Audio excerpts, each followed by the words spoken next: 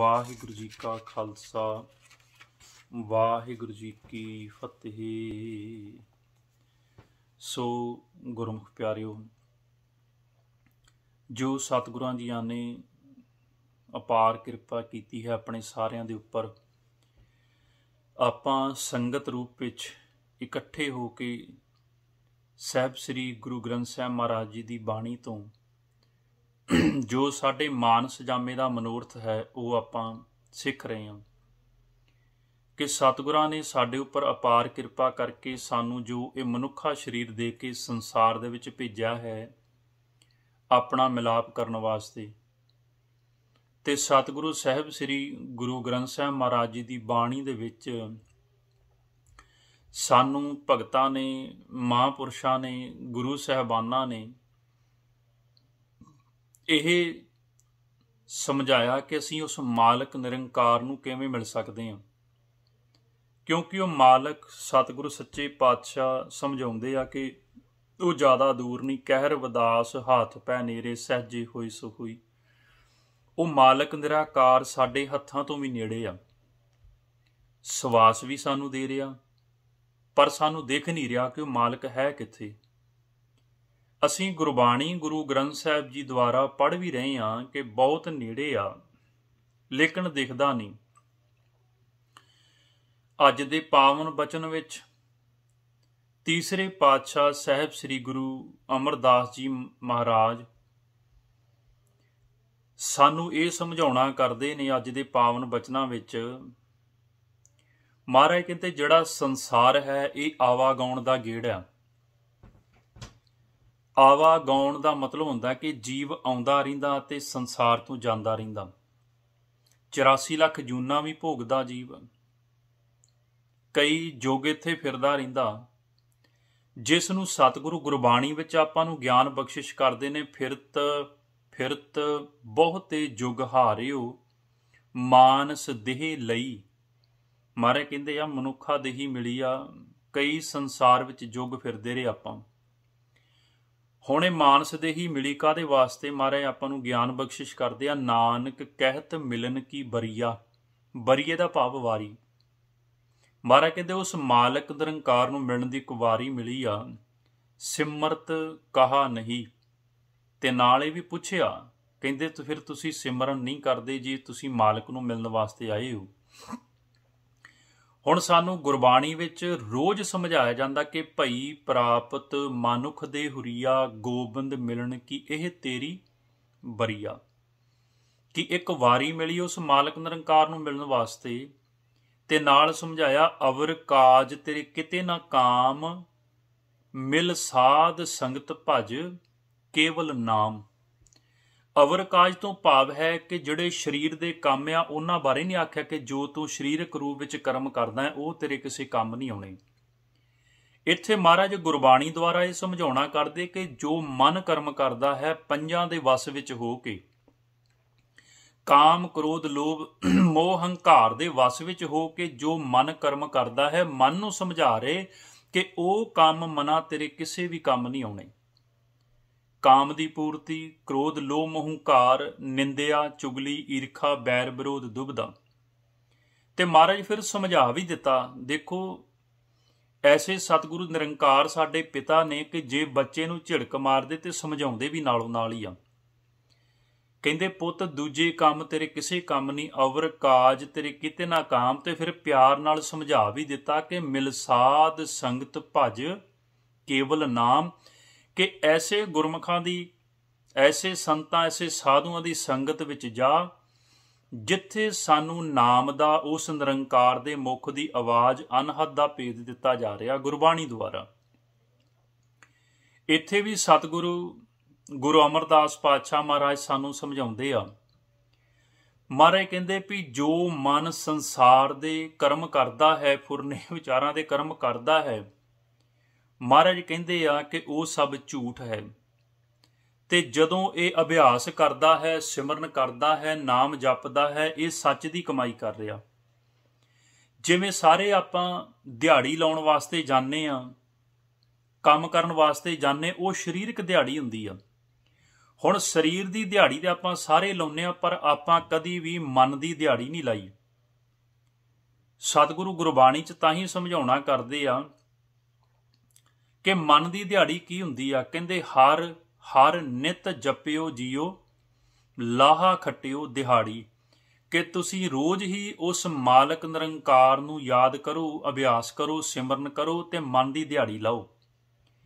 ਹੁਣ ਸਰੀਰ ਦੀ ਦਿਹਾੜੀ ਆਪਾਂ ਸਾਰੇ ਲਾਉਨੇ, ਸਰੀਰ ਨੂੰ ਸੁੱਖ ਦੇਣ ਵਾਸਤੇ ਕਿ ਧਨ ਦੌਲਤ ਆ ਜਾਵੇ, ਧਨ ਦੌਲਤ ਦੇ ਨਾਲ ਵਸਤੂਆਂ ਖਰੀਦਾਂਗੇ ਤੇ ਸਰੀਰ ਨੂੰ ਸੁੱਖ ਮਿਲੂਗਾ।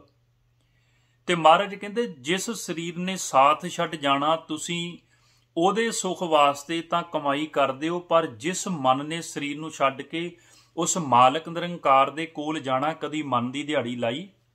ਆਪਾਂ ਮਨ ਦੀ ਦਿਹਾੜੀ ਕਦੀ ਨਹੀਂ ਲਾਈ। ਤਾਂ ਹੀ ਮਹਾਰਾਜ ਕਹਿੰਦੇ ਜਿਹੜਾ ਸੰਸਾਰ ਆ ਇਹ ਤਾਂ ਆਉਣ ਜਾਣ ਦੀ ਖੇਡ ਆ।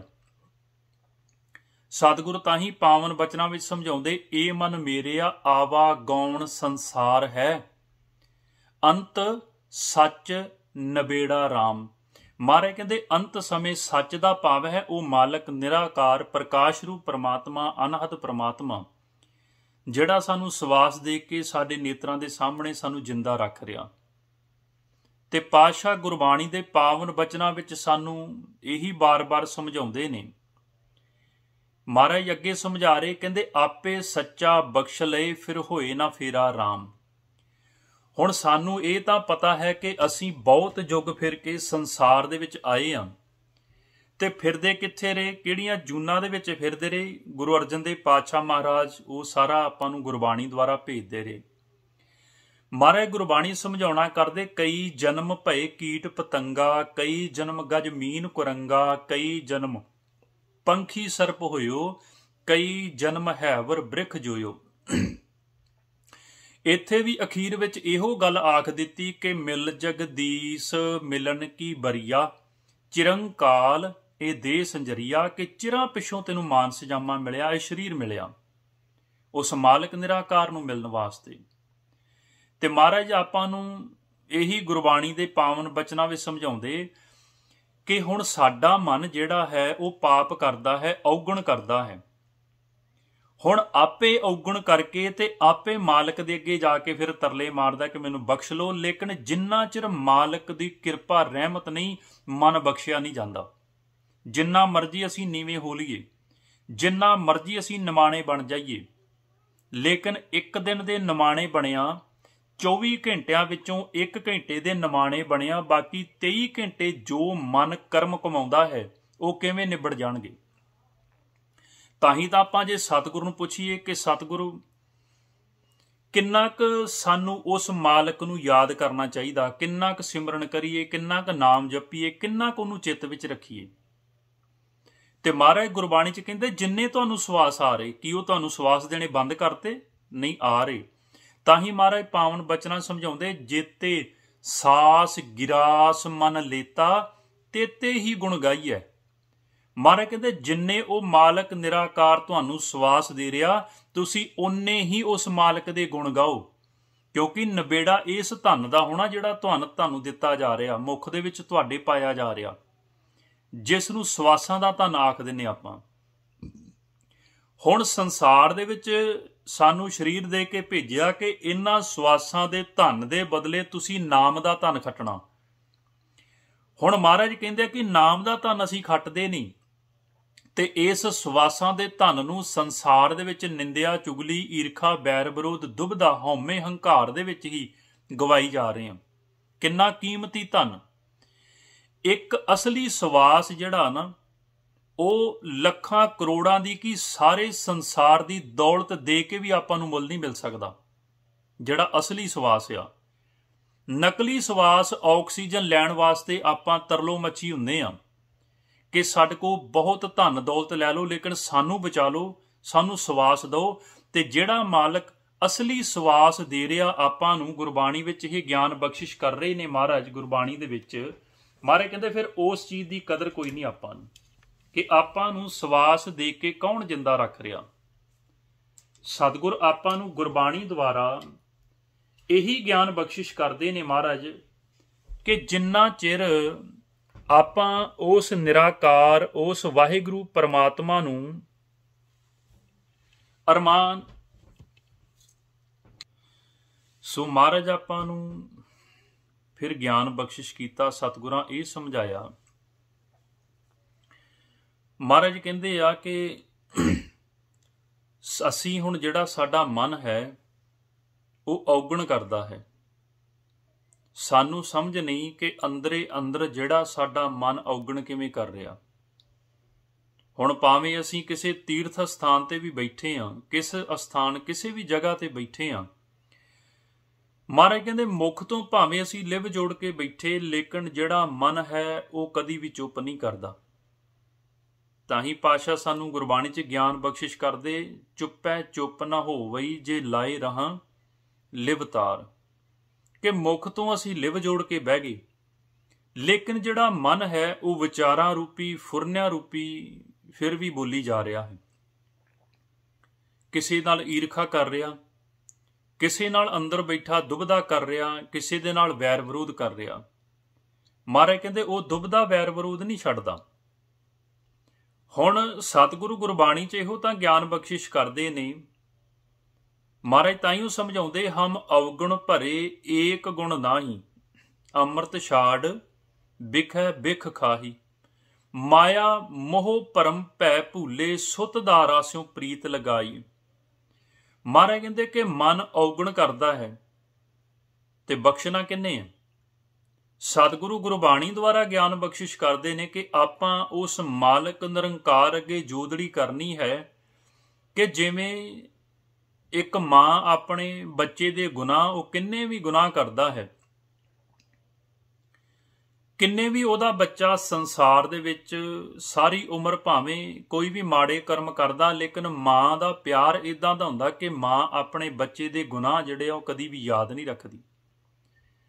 ਮਹਾਰਾਜ ਕਹਿੰਦੇ ਇਸ ਤਰ੍ਹਾਂ ਉਹ ਮਾਲਕ ਦੇ ਅੱਗੇ ਜੇ ਆਪਾਂ ਵੀ ਜੋਦੜੀ ਅਰਦਾਸ ਬੇਨਤੀ ਜਦੋਂ ਕਰਦੇ ਆ ਨਿਮਾਣੇ ਹੋ ਕੇ, ਤੇ ਮਹਾਰਾਜ ਕਹਿੰਦੇ ਉਹ ਸਾਡੇ ਵੀ ਔਗਣ ਬਖਸ਼ ਲੈਂਦਾ ਹੈ।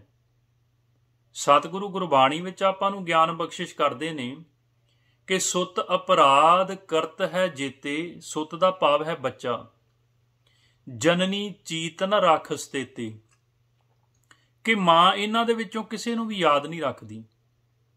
ਰਾ ਮਈਆ ਹੋਂ ਬਾਰਕ ਤੇਰਾ, ਕਾਹੇ ਨਾ ਖੰਡਸ ਔਗਣ ਮੇਰਾ, ਕਿ ਮੈਂ ਤੇ ਤੇਰਾ ਹੀ ਭੇਜਿਆ ਹੋਇਆ ਬੱਚਾ ਸੰਸਾਰ ਦੇ ਵਿੱਚ, ਜੇ ਮੇਰੇ ਕੋ ਔਗਣ ਹੋਏ ਨੇ ਤੇ ਬਖਸ਼ਣਾ ਵੀ ਤੂੰ ਆ, ਦੂਸਰਾ ਕੌਣ ਹੈ ਸੰਸਾਰ ਦੇ ਵਿੱਚ ਮੈਨੂੰ ਬਖਸ਼ਣ ਵਾਲਾ। ਤਾਂ ਹੀ ਸਤਿਗੁਰੂ ਅੱਜ ਦੇ ਪਾਵਨ ਬਚਨਾਂ ਵਿੱਚ ਵੀ ਸਮਝਾਉਂਦੇ ਆ, ਕਹਿੰਦੇ ਜਦੋਂ ਇੱਕ ਵਾਰ ਉਹਨੇ ਸਾਨੂੰ ਬਖਸ਼ ਲਿਆ ਤੇ ਮਹਾਰਾਜ ਕਹਿੰਦੇ ਦੁਬਾਰਾ ਤੁਸੀਂ ਸੰਸਾਰ ਦੇ ਵਿੱਚ ਨਹੀਂ ਆਓਗੇ। ਜਦੋਂ ਇੱਕ ਵਾਰ ਉਸ ਮਾਲਕ ਦੀ ਕਿਰਪਾ ਹੋ ਗਈ, ਉਹਨੇ ਬਖਸ਼ ਕੇ ਸਾਡੇ ਮਨੁੱਖਾ ਜਨਮ ਨੂੰ ਆਪਣੇ ਵਿੱਚ ਸਾਡੀ ਸੁਰਤ ਨੂੰ ਸਮਾ ਲਿਆ, ਤੇ ਮਹਾਰਾਜ ਕਹਿੰਦੇ ਸੰਸਾਰ ਵਿੱਚ ਤੁਹਾਡਾ ਦੁਬਾਰਾ ਜਨਮ ਨਹੀਂ ਹੋਏਗਾ, ਕਿਉਂਕਿ ਤੁਸੀਂ ਉਸ ਨਿਰਾਕਾਰ ਦੇ ਵਿੱਚ ਸਮਾ ਜਾਓਗੇ। ਤਾਂ ਹੀ ਸਤਿਗੁਰੂ ਆਪਾਂ ਨੂੰ ਪਾਵਨ ਬਚਨਾਂ ਦੁਆਰਾ ਗਿਆਨ ਬਖਸ਼ਿਸ਼ ਕਰਦੇ ਨੇ। ਮਹਾਰਾਜ ਆਪਾਂ ਨੂੰ ਗੁਰਬਾਣੀ ਵਿੱਚ ਸਮਝਾਉਣਾ ਕਰਦੇ ਨੇ, ਕਹਿੰਦੇ ਆਪੇ ਸੱਚਾ ਬਖਸ਼ ਲਏ, ਫਿਰ ਹੋਏ ਨਾ ਫੇਰਾ ਰਾਮ। ਮਹਾਰਾਜ ਕਹਿੰਦੇ ਫਿਰ ਸੰਸਾਰ 'ਚ ਫੇਰਾ ਨਹੀਂ ਪਊਗਾ। ਹੁਣ ਕਈ ਵਾਰ ਬਹੁਤ ਸੰਸਾਰ ਦੇ ਜੀਵ ਇਹ ਸੋਚ ਲੈਂਦੇ ਨੇ ਕਿ ਚਲੋ ਹੁਣ ਨਹੀਂ ਤਾਂ ਅਗਲੀ ਵਾਰ ਸਹੀ। ਅਗਲੀ ਵਾਰ ਤੋਂ ਭਾਵ ਉਹ ਸੋਚਦੇ ਨੇ ਕਿ ਸ਼ਾਇਦ ਅਸੀਂ ਮਾਨ ਸਜਾਮੇ ਦੇ ਵਿੱਚ ਆਏ ਆ ਤੇ ਮਰਨ ਤੋਂ ਬਾਅਦ 'ਚ ਸਾਨੂੰ ਮਾਨ ਸਜਾਮਾ ਮਿਲੂਗਾ। ਲੇਕਿਨ ਸਤਿਗੁਰੂ ਗੁਰਬਾਣੀ ਦੁਆਰਾ ਸਾਨੂੰ ਗਿਆਨ ਬਖਸ਼ਿਸ਼ ਕਰਦੇ ਆ ਕਿ ਸਾਡੇ ਮਨ ਨੇ ਸਵਾਸ ਕਿਸ ਕਿਸ ਹੱਟ ਦੇ ਉੱਪਰ ਖਰਚ ਕੀਤੇ ਨੇ, ਰਜੋ ਗੁਣ ਦੇ ਉੱਪਰ, ਤਮੋ ਗੁਣ ਦੇ ਉੱਪਰ ਜਾਂ ਸਤੋ ਗੁਣ ਦੇ ਉੱਪਰ, ਸਾਨੂੰ ਉਸ ਦੁਆਰਾ ਹੀ ਉਹ ਮਾਨ ਸਜਾਮਾ ਜਿਹੜਾ ਮਿਲ ਜਾਂਦਾ ਹੈ। ਤਾਂ ਹੀ ਮਹਾਰਾਜ ਆਪਾਂ ਨੂੰ ਬਾਰ-ਬਾਰ ਇਹ ਗਿਆਨ ਵੀ ਬਖਸ਼ਿਸ਼ ਕਰਦੇ ਨੇ ਸਤਿਗੁਰੂ। ਹੁਣ ਮਹਾਰਾਜ ਇੱਥੇ ਹੀ ਸਮਝਾਉਂਦੇ, ਕਹਿੰਦੇ ਫਿਰ ਹੋਏ ਨਾ ਫੇਰਾ, ਅੰਤ ਸੱਚ ਨਿਬੇੜਾ, ਗੁਰਮੁਖ ਮਿਲਿਆ ਵਡਿਆਈ। ਗੁਰਮੁਖ ਦਾ ਭਾਵ ਜਿਹੜਾ ਜੀਵ ਸੰਸਾਰ ਦੇ ਵਿੱਚ ਆ ਕੇ ਮਾਨ ਸਜਾਮੇ ਦੇ ਵਿੱਚ ਰਹਿ ਕੇ ਉਸ ਮਾਲਕ ਦੀ ਪਹਿਚਾਨ ਕਰਕੇ ਧੰਨ ਸਾਹਿਬ ਸ੍ਰੀ ਗੁਰੂ ਗ੍ਰੰਥ ਸਾਹਿਬ ਜੀ ਦੁਆਰਾ ਗਿਆਨ ਲੈ ਕੇ ਉਸ ਨਿਰਾਕਾਰ ਨੂੰ ਯਾਦ ਕਰਦਾ ਹੈ, ਜਿਸ ਜੀਵ ਨੂੰ ਚੇਤਾ ਰਹਿੰਦਾ ਹੈ, ਤਾਂ ਹੀ ਤਾਂ ਸਤਿਗੁਰੂ ਗੁਰਬਾਣੀ ਵਿੱਚ ਗਿਆਨ ਬਖਸ਼ਿਸ਼ ਕਰਦੇ ਆ। ਮਹਾਰਾਜ ਕਹਿੰਦੇ ਸਰੀਰ ਦਾ ਕੀ ਪਤਾ ਕਿਹੜੇ ਵੇਲੇ ਸਾਥ ਛੱਡ ਦੇਵੇ, ਲੇਕਿਨ ਜਪਣ ਲੱਗਿਆਂ ਤੁਸੀਂ ਇੱਕ ਪਲ ਵੀ ਢਿੱਲ ਨਹੀਂ ਕਰਨੀ, ਕਿਉਂਕਿ ਪਤਾ ਨਹੀਂ ਕਿਹੜੇ ਵੇਲੇ ਅੰਤ ਸਮਾਂ ਆ ਜੇ। ਹੋ ਸਕਦਾ ਸੁਰਤ ਅੰਦਰ ਜੁੜੀ ਹੋਵੇ ਜਾਂ ਜ਼ੁਬਾਨ ਤੋਂ ਜਪਦਿਆਂ ਜਪਦਿਆਂ ਹੀ ਸਮਾਂ ਆ ਜਾਵੇ। ਤਾਂ ਹੀ ਮਹਾਰਾਜ ਗੁਰਬਾਣੀ 'ਚ ਆਪਾਂ ਨੂੰ ਗਿਆਨ ਬਖਸ਼ਿਸ਼ ਕਰਦੇ ਆ। ਮਹਾਰਾਜ ਕਹਿੰਦੇ ਗੱਗਾ ਗੋਬਿੰਦ ਗੁਣ ਰਵੋ, ਸਾਸ ਸਾਸ ਜਪ ਨੀਤ, ਕਹਾਂ ਵਿਸਾਸਾ ਦੇ ਕਾ ਬਿਲਮ ਨਾ ਕਰਿਓ ਮੀਤ। ਮਹਾਰਾਜ ਕਹਿੰਦੇ ਵਿਸ਼ਵਾਸ ਕੀ ਹੈ ਸਰੀਰ ਦਾ, ਇਹ ਦੇਹੀ ਦਾ ਕੋਈ ਵਿਸ਼ਵਾਸ ਨਹੀਂ ਕਿ ਕਿਹੜੇ ਵੇਲੇ ਤੁਹਾਨੂੰ ਇਹ ਘਰ ਵਿੱਚੋਂ ਨਿਕਲਣਾ ਪਵੇ, ਕਿਹੜੇ ਵੇਲੇ ਤੁਹਾਨੂੰ ਇਹ ਸਰੀਰ ਖਾਲੀ ਕਰਨਾ ਪਵੇ, ਤੇ ਤੁਸੀਂ ਢਿੱਲ ਨਹੀਂ ਕਰਨੀ ਕਦੀ ਵੀ ਜਪਣ ਲੱਗਿਆ। ਤਾਂ ਹੀ ਮਹਾਰਾਜ ਕਹਿੰਦੇ ਆ ਹਰ ਜਪਦਿਆਂ ਖਿੰਨ ਢਿੱਲ ਨਾ ਕੀਜਈ, ਮੇਰੀ ਜਿੰਦੜੀਏ ਮੱਤ ਕੇ ਜਾਪੇ ਸਾਹ ਆਵੇ ਕਿ ਨਾ ਆਵੇ ਰਾਮ। ਮਹਾਰਾਜ ਕਹਿੰਦੇ ਕੀ ਪਤਾ ਅਗਲਾ ਸਵਾਸ ਆਉਣਾ ਜਾਂ ਨਹੀਂ ਆਉਣਾ। ਹੁਣ ਕਈ ਵਾਰ ਜੀਵ ਜਦੋਂ ਬਿਮਾਰ ਹੁੰਦਾ ਏ ਜਾਂ ਬਜ਼ੁਰਗ ਅਵਸਥਾ ਦੇ ਵਿੱਚ ਹੁੰਦਾ ਹੈ ਤੇ ਉਹ ਆਪਣੇ ਬੱਚਿਆਂ ਵੱਲ ਹੀ ਧਿਆਨ ਰੱਖਦਾ ਏ, ਆਪਣੇ ਬੱਚਿਆਂ ਦਾ ਹੀ ਚੇਤਾ ਕਰੀ ਜਾਂਦਾ ਏ ਕਿ ਮੇਰਾ ਇਹਨਾਂ ਨਾਲੋਂ ਵਿਛੋੜਾ ਪੈ ਜਾਊਗਾ। ਪਰ ਇੰਨਾ ਨਹੀਂ ਪਤਾ ਕਿ ਇਹ ਸੰਸਾਰ ਦੇ ਜਿਹੜੇ ਜੀਵ ਨੇ ਸਾਨੂੰ ਸੰਜੋਗੀ ਮਿਲਾਏ ਨੇ, ਇਹਨਾਂ ਤੇ ਆਖਰ ਹੌਲੀ ਹੌਲੀ ਇੱਕ ਦੂਜੇ ਦਾ ਸਾਥ ਛੱਡਣਾ। ਪਰ ਤੂੰ ਉਹਨੂੰ ਯਾਦ ਕਰ ਜਿਹਦੇ ਕੋਲ ਤੂੰ ਇਹ ਸਰੀਰ ਨੂੰ ਛੱਡ ਕੇ ਚੱਲਿਆ ਏ, ਯਾਦ ਉਹਨੂੰ ਰੱਖ, ਕਿਉਂਕਿ ਅੰਤ ਸਮੇਂ ਜਿਸ ਚੀਜ਼ ਨੂੰ ਯਾਦ ਰੱਖਾਂਗੇ, ਸਤਿਗੁਰਾਂ ਗੁਰਬਾਣੀ 'ਚ ਗਿਆਨ ਬਖਸ਼ਿਸ਼ ਕੀਤਾ ਕਿ ਸਾਡੀ ਸੁਰਤ ਅੰਤ ਸਮੇਂ ਜਿਸ ਚੀਜ਼ ਨੂੰ ਯਾਦ ਕਰਦੀ ਹੈ, ਫਿਰ ਮਨ ਉਹ ਆਤਮਾ ਉਸੇ ਹੀ ਅਵਸਥਾ ਵਿੱਚ ਚਲੀ ਜਾਂਦੀ ਹੈ, ਉਸੇ ਹੀ ਜੂਨੀ ਵਿੱਚ ਚਲੀ ਜਾਂਦੀ ਹੈ। ਸਤਿਗੁਰੂ ਆਪਾਂ ਨੂੰ ਅੱਗੇ ਗਿਆਨ ਬਖਸ਼ਿਸ਼ ਕਰਦੇ ਆ। ਮਹਾਰਾਜ ਕਹਿੰਦੇ ਆ ਸਾਚੈ ਰੰਗ ਰਾਤੇ ਸਹਜੇ ਮਾਤੇ, ਸਹਜੇ ਰਹੇ ਸਮਾਈ, ਸੱਚਾ ਮਨ ਭਾਇਆ ਸੱਚ ਵਿਛਾਇਆ, ਸ਼ਬਦ ਰਤੇ ਅੰਤ ਨਬੇਰਾ। ਮਹਾਰਾਜ ਕਹਿੰਦੇ ਉਹ ਸ਼ਬਦ ਦੁਆਰਾ ਨਬੇੜਾ ਹੋਏਗਾ। ਹੁਣ ਉਹ ਸ਼ਬਦ ਕਿਹੜਾ ਆ ਜਿਹੜਾ ਸਾਰੀ ਸ੍ਰਿਸ਼ਟੀ ਦੇ ਵਿੱਚ, ਸਾਰੇ ਬ੍ਰਹਿਮੰਡ ਦੇ ਵਿੱਚ ਚੱਲ ਰਿਹਾ, ਜਿਸ ਨੂੰ ਗੁਰਬਾਣੀ ਦੇ ਵਿੱਚ ਨਾਮ ਵੀ ਆਖ ਦਿੱਤਾ। ਹੁਣ ਆਪਾਂ ਗੁਰਬਾਣੀ ਦੁਆਰਾ ਪੜ੍ਹਦੇ ਹਾਂ, ਜੇਤਾ ਕੀਤਾ ਤੇਤਾ ਨਾਉ, ਬਿਨ ਨਾਮੈ ਨਾ ਹੀ ਕੋ ਥਾਉ, ਕਿ ਕੋਈ ਵੀ ਐਸੀ ਜਗ੍ਹਾ ਨਹੀਂ, ਕੋਈ ਵੀ ਐਸਾ ਅਸਥਾਨ ਨਹੀਂ ਜਿੱਥੇ ਨਾਮ ਨਹੀਂ ਚੱਲ ਰਿਹਾ। ਸਾਰੀ ਸ੍ਰਿਸ਼ਟੀ ਦੇ ਵਿੱਚ ਅਨਹਦ ਨਾਮ ਚੱਲ ਰਿਹਾ। ਇੱਥੋਂ ਤੱਕ ਮਹਾਰਾਜ ਕਹਿੰਦੇ ਕਿ ਹਰ ਇੱਕ ਸਰੀਰ ਦੇ ਅੰਦਰ ਨਾਮ ਚੱਲ ਰਿਹਾ, ਲੇਕਿਨ 84 ਲੱਖ ਜੂਨ ਦੇ ਵਿੱਚ ਕੇਵਲ ਮਨੁੱਖਾ ਜਨਮ ਇਹ ਮਾਨਸ ਜਾਮਾ ਹੀ ਜਪ ਕੇ ਉਸ ਨਾਮ ਨੂੰ ਸੁਣ ਸਕਦਾ ਹੈ। ਤਾਂ ਹੀ ਤਾਂ ਸਤਿਗੁਰਾਂ ਮਨੁੱਖ ਨੂੰ ਵਡਿਆਈ ਦੇਤੀ, ਮਨੁੱਖ ਜਾਮੇ ਨੂੰ। ਮਹਾਰਾਜ ਗੁਰਬਾਣੀ ਸਮਝਾਉਂਦੇ ਲੱਖ 84 ਜੂਨ ਸੁਬਾਈ, ਮਾਨਸ ਕੋ ਪ੍ਰਭ ਦੀ ਵਡਿਆਈ। ਮਹਾਰਾਜ ਕਹਿੰਦੇ ਮਨੁੱਖ ਨੂੰ ਵਡਿਆਈ ਦੇ ਦਿੱਤੀ ਕਿ ਤੂੰ ਜਪ ਕੇ ਉਸ ਨਾਮ ਨੂੰ ਸੁਣ ਕੇ ਉਸ ਨਾਮ ਦੁਆਰਾ ਹੀ ਤੂੰ ਮਾਲਕ ਦੇ ਵਿੱਚ ਸਮਾ ਸਕਦਾ ਹੈ। ਲੇਕਿਨ ਨਾਲ ਸੁਚੇਤ ਵੀ ਕੀਤਾ, ਕਿਉਂਕਿ ਕੋਈ ਵੀ ਪਿਤਾ ਆ ਜਦੋਂ ਬੱਚੇ ਨੂੰ ਸਮਝਾਉਂਦਾ, ਕਿਸੇ ਚੀਜ਼ ਦਾ ਫਾਇਦਾ ਦੱਸਦਾ ਤੇ ਨਾਲ ਉਹਦਾ ਕਿਸੇ ਨਾ ਕਿਸੇ ਤਰੀਕੇ ਦਾ ਨੁਕਸਾਨ ਵੀ ਦੱਸਦਾ ਵੀ ਜੇ ਤੂੰ ਏਦਾਂ ਨਾ ਕੀਤਾ ਤੇ ਇਹਦਾ ਨੁਕਸਾਨ ਵੀ ਹੋ ਸਕਦਾ। ਇਸੇ ਤਰ੍ਹਾਂ ਸਤਿਗੁਰ ਵੀ ਆਪਾਂ ਨੂੰ ਗੁਰਬਾਣੀ ਵਿੱਚ ਇਹ ਸਮਝਾ ਰਿਹਾ ਕਿ ਲੱਖ 84 ਜੂਨ ਸੁਬਾਈ, ਮਾਨਸ ਕੋ ਪ੍ਰਭ ਦੀ ਵਡਿਆਈ। ਲੇਕਿਨ ਨਾਲ ਇਹ ਵੀ ਸਮਝਾਇਆ ਕਿ ਇਹ ਪੌੜੀ ਦਾ ਆਖਰੀ ਡੰਡਾ। 84 ਲੱਖ ਜੂਨ ਦੀ ਪੌੜੀ ਚੜ੍ਹਦੇ ਚੜ੍ਹਦੇ ਮਾਨਸ ਜਾਮਾ ਮਿਲਿਆ, ਇਹ ਪੌੜੀ ਦਾ ਆਖਰੀ ਡੰਡਾ। ਜੇ ਪੈਰ ਤਿਲਕ ਗਿਆ, ਜੇ ਤੂੰ ਇਤੋਂ ਡਿੱਗ ਪਿਆ, ਤੈਨੂੰ ਫਿਰ ਹੇਠਲੇ ਡੰਡੇ ਤੋਂ ਹੀ ਪੈਰ ਸ਼ੁਰੂ ਕਰਨਾ ਪਊਗਾ। ਤਾਂ ਹੀ ਮਹਾਰਾਜ ਕਹਿੰਦੇ ਇਸ ਪੌੜੀ ਤੇ ਜੋ ਨਰ ਚੁੱਕੇ, ਸੋ ਆਏ ਜਾਏ ਦੁੱਖ ਪਾਏਂਦਾ। ਮਹਾਰਾਜ ਕਹਿੰਦੇ ਫਿਰ ਦੁਬਾਰਾ ਤੂੰ ਜੰਮਣ ਮਰਨ ਦੇ ਵਿੱਚ ਰਹੇਗਾ, ਫਿਰ ਦੁਬਾਰਾ ਤੂੰ 84 ਲੱਖ ਜੂਨ ਦੇ ਵਿੱਚ ਸੰਸਾਰ ਵਿੱਚ ਆਉਂਦਾ ਤੇ ਜਾਂਦਾ ਰਹੇਗਾ। ਸਤਿਗੁਰ ਅੱਗੇ ਆਪਾਂ ਨੂੰ ਗੁਰਬਾਣੀ ਦੁਆਰਾ ਇਹੀ ਗਿਆਨ ਬਖਸ਼ਿਸ਼ ਕਰਦੇ, ਕਹਿੰਦੇ ਨਾਨਕ ਨਾਮ ਰਤੇ ਸੇ ਸੱਚ ਸਮਾਣੇ, ਬਹੁਰ ਨਾ ਭਵਜਲ ਫੇਰਾ। ਕਹਿੰਦੇ ਜਿਹੜੇ ਉਸ ਨਾਮ ਦੁਆਰਾ ਉਹ ਨਾਮ ਤੱਕ ਪਹੁੰਚ ਕੇ ਨਾਮ ਦੇ ਵਿੱਚ ਸਮਾਉਣਾ ਸਿੱਖ ਜਾਂਦੇ ਨੇ, ਉਹ ਫਿਰ ਦੁਬਾਰਾ ਸੰਸਾਰ ਵਿੱਚ ਨਹੀਂ ਆਉਂਦੇ। ਹੁਣ ਆਪਾਂ ਗੁਰਬਾਣੀ ਗੁਰੂ ਸਾਹਿਬ ਦੁਆਰਾ ਰੋਜ਼ ਹੀ ਸਰਵਣ ਕਰਦੇ ਹਾਂ, ਗੁਰਬਾਣੀ ਦੇ ਵਿੱਚ ਰੋਜ਼ ਹੀ, ਕਿ ਹਰ ਜਨ ਹਰ ਹਰ ਨਾਮ ਸਮਾਣੇ, ਦੁੱਖ ਜਨਮ ਮਰਨ ਭਵ ਖੰਡਾ ਹੈ।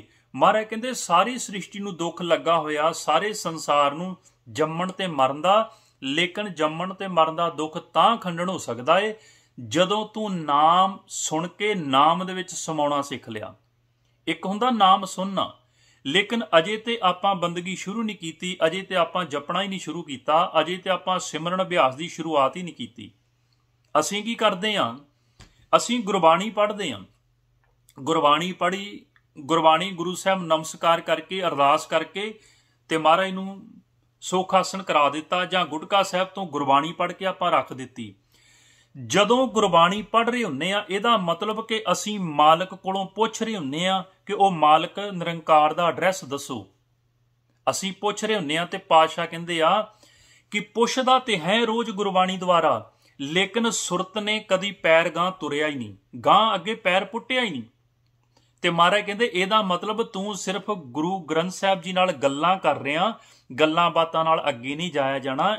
ਇਸ ਚੀਜ਼ ਨੂੰ ਤੈਨੂੰ ਅੰਦਰ ਲਿਜਾਣਾ ਪਊਗਾ, ਭਾਵ ਕਿ ਗੁਰਬਾਣੀ ਨੂੰ ਕੇਵਲ ਰਸਨਾ ਨਾਲ ਨਹੀਂ ਬੋਲਣਾ, ਰਸਨਾ ਨਾਲ ਬੋਲ ਕੇ, ਕੰਨਾਂ ਨਾਲ ਸੁਣ ਕੇ ਤੇ ਅੰਦਰ ਕਮਾਉਣਾ ਪਊਗਾ।